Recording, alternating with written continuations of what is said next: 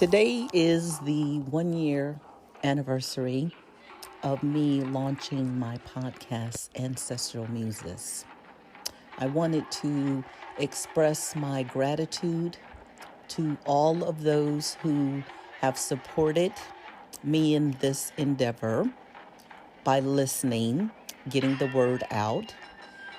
And so, as we know, 2020 has been one for the books. Throughout the world, we've been on what I like to call a timeout. We've been isolated from family, friends. We've been unable to travel. For a lot of us, the holidays were just another day because so many of us were advised not to go outside our bubbles that had been created during the COVID pandemic, to travel, to spend time with family and friends. As you know, I live in Florida, so I'm lucky that for practically 365 days out the year, we have sunshine, which is perhaps why Florida is called the Sunshine State.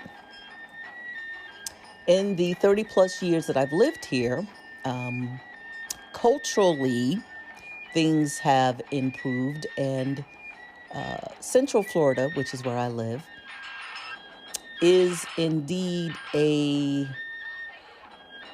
center of diversity, meaning that many people move here from different states, from different countries, and because we have warm weather for most of the year, we have different cultural festivals. So, one of the festivals that I regularly attend, or I've attended for the past 2 years, maybe 3, because I was unable to go north and be with my extended family, is Fusion Fest. And Fusion Fest is a smorgasbord of diversity. We have representatives from different countries who showcase their music, their art, their dance. And so last year, 2019, there was an Orlando group, Orlando Taiko Dojo, which did some Japanese drumming. Hopefully, I'll be able to incorporate that performance into the podcast, so stay tuned. So, because we have been limited in terms of our ability to travel, I thought I would share with you how I've been able to travel essentially without leaving the comfort of my home. So, this story begins with my friend Sophie, who is French. And of course, you know, my stories, some of them tend to have an international flair, so you won't be disappointed. So we, on, I think it was November 20th, went to Renninger's, which is a huge antique outdoor flea market. And while we were there, we ran into friends of hers who are regulars there. They sell items. That would be Victor and Milana, who are from Russia. So I had gotten there earlier, and as I was trying to find Sophie, I was wandering about and I connected with some brothers who were there representing Africa. One was, I think, from Ghana. The other one might have been from Senegal. But anyway, we had a conversation because on that particular day, I was wearing one of my Ghanaian outfits, which is purple, which has an Adinkra symbol on it. And so I know I may be sharing things that you know nothing about. But part of me doing my podcast is hopefully to encourage people to want to go deeper, do a little bit of research. And so Adinkra symbols come from Ghana, and you spell that Adinkra, Adinkra. And so the particular Adinkra symbol that was on the outfit that I was wearing, which I had purchased from a friend of mine who was Ghanaian, who was living in Florida before she moved back to Ghana, the symbol is called Ni Chin Chin. And you spell that Nkyinkin.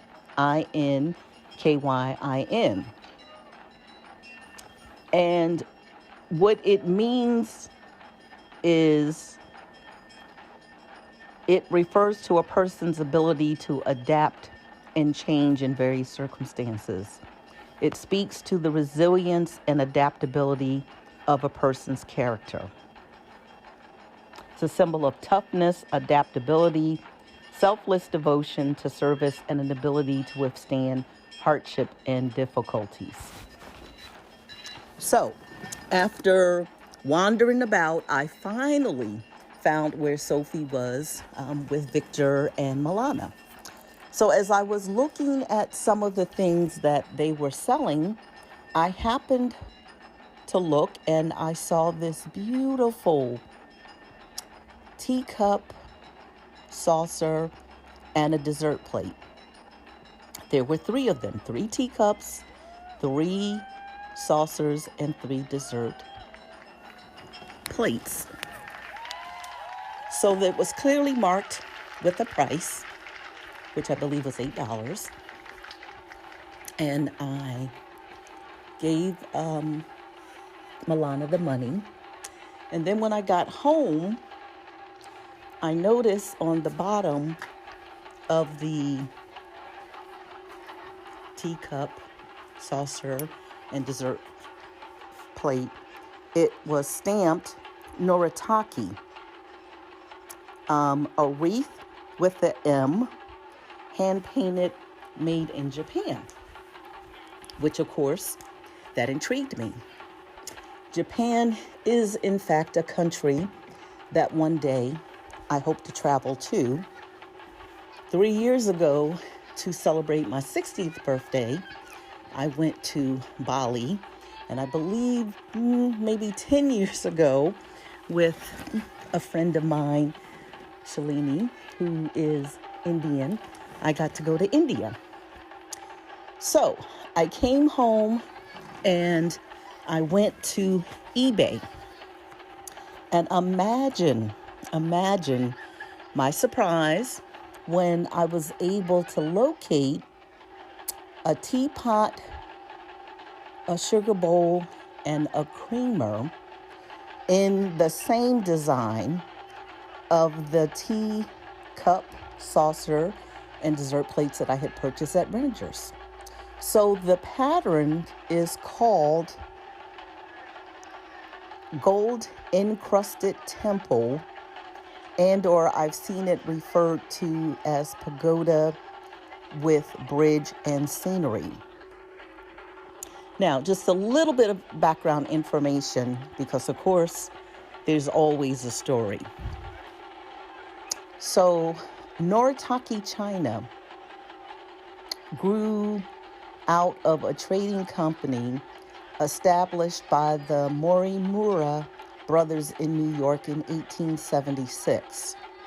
At that time, the company imported chinaware, curios, paper lanterns, and other gift ideas. In 1904, the forerunner of the Noritake Company was established in the village of Noritake, a small suburb near Nagoya, Japan. The goal of the first factory was to create Western-style dinnerware for export. So that information was gleaned from the Noritake website. I can't claim that I made it up. I just went to the website and I just jotted down some notes. And so this pattern, known either as gold encrusted temple or pagoda with bridge scenery, is a vintage Noritake design. Now, when I saw this on eBay, I sent a note to the seller and asked whether or not the price was negotiable, because after all, I am a mediator and an arbitrator. So I figured, why not? So she replied to me that she would get back to me, which she did. I also have a saying, and that saying is, there are no coincidences, only synchronicities. So as we communicated back and forth, I shared with her that I had always wanted to travel to Japan, but because of the pandemic, purchasing this teapot, the sugar bowl, and the creamer might be the closest that I would get to Japan in who knows how long.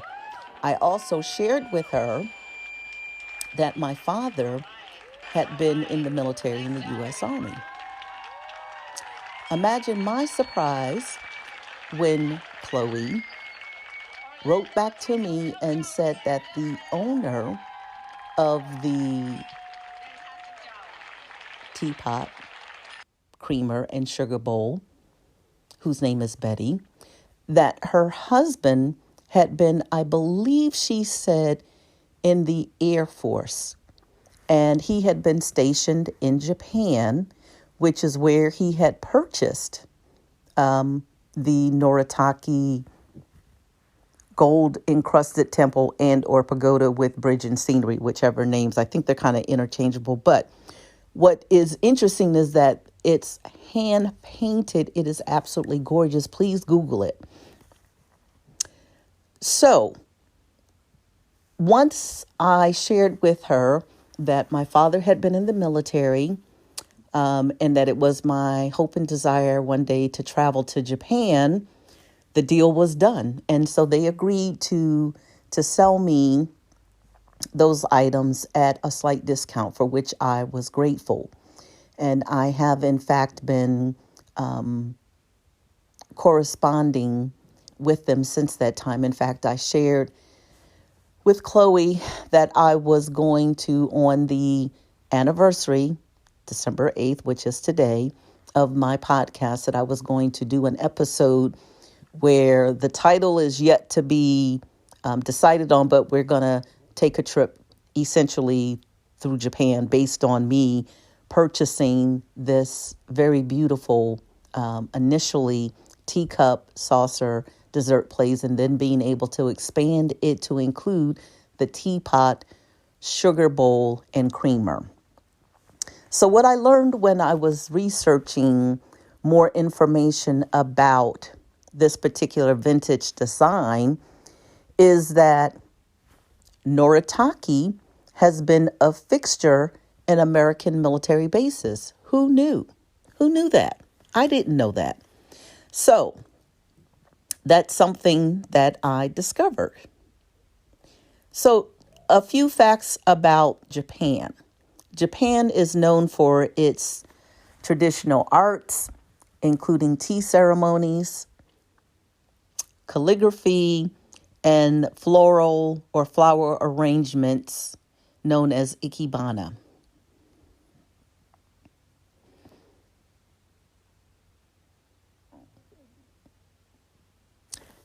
Since I've purchased the teapot, the creamer, and the sugar bowl, just this past weekend, when Sophie and Magdalena came to my home to help me decorate for Christmas, we were able to use the set for the first time. In honor of the occasion, while I didn't have Japanese tea, I purchased Chinese white tea.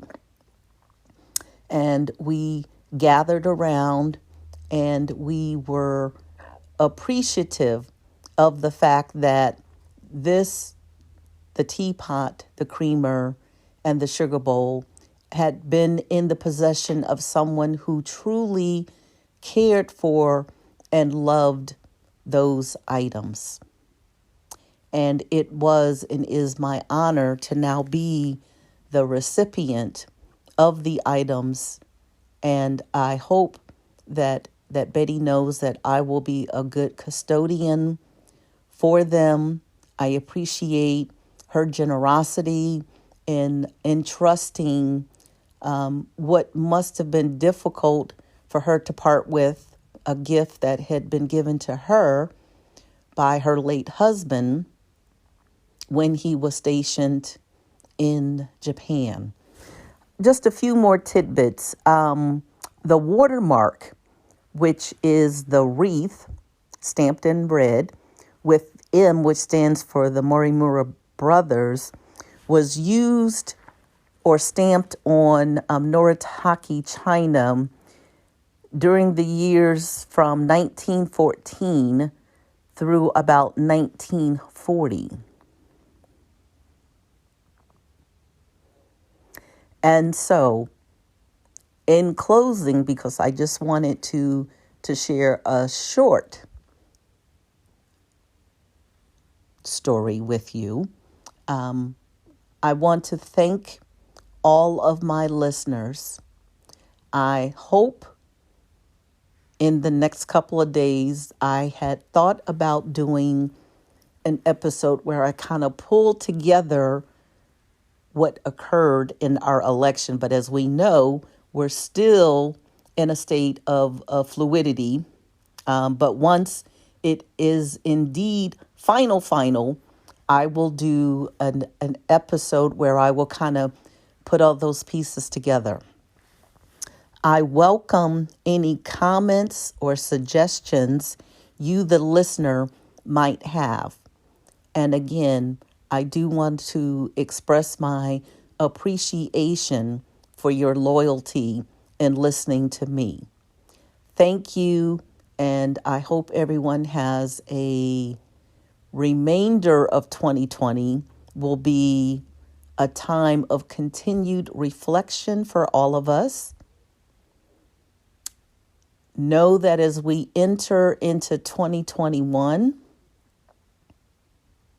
hopefully you've taken the time to decide who you want to be in 2021, what changes you want to bring into your life,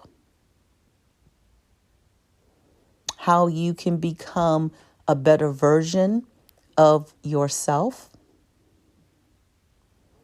how during this holiday season we can reach out to those and check in on those who are feeling disconnected, discombobulated.